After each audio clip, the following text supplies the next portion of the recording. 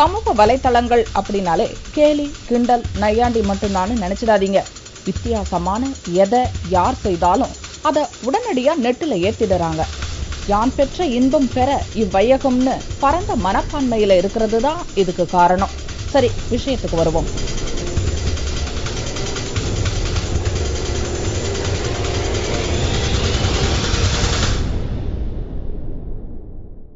வேகமா பறந்து செல்லக்கூடிய இந்த விமானத்தை அடுக்குமாடி குடியிருப்புகளுக்கு மத்தியில எவ்வளவு அழகா படம் பிடிச்சிருக்காங்க.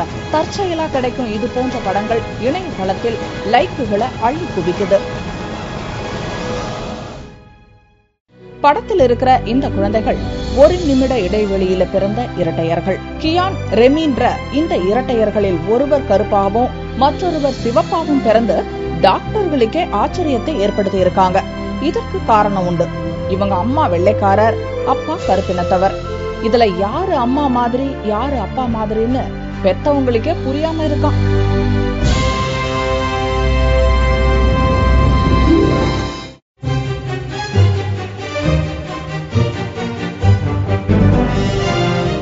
சாதா தோசை, ஸ்பெஷல் தோசை, ஆனியன் தோசை, ரவா தோசை பார்த்திருப்பீங்க.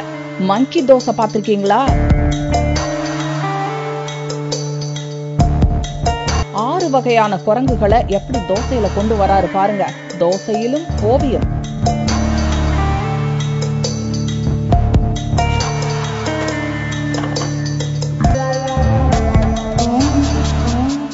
இது ரஷ்யாவுல சமீபத்துல நடந்த விபத்துகளின் தொகுப்பு. நாம ஜாக்கிரதையா போனாலும் நம்மள போக விடுறாங்களான்னு ஆத்திரப்படுறவங்க இத பார்த்து ஆறுதல் பட்டுக்கலாம்.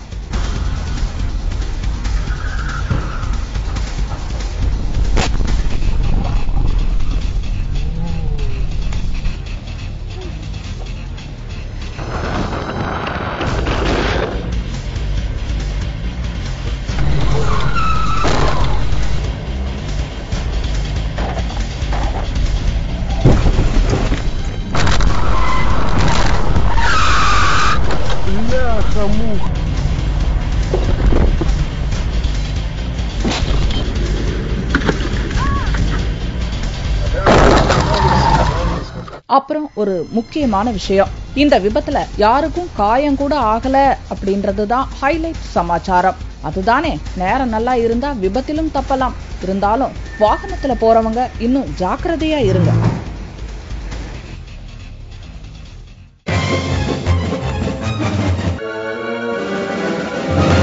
சும்மா ஒரு ஜோக். வாய் விட்டு சிரிச்சா நோய் விட்டு போகுமா? எங்க சிரிக்க நேரம் கிடைக்குதுன்னு நினைக்கிறவங்க இத பாருங்க. கண்டிப்பா சிரிப்பு வரணும். சோதித்தது இந்த பொண்ணுங்க தான்னாலும் பிச்சை எடுக்கிறவரோட மைண்ட் வாய்ஸ் கேக்குதா?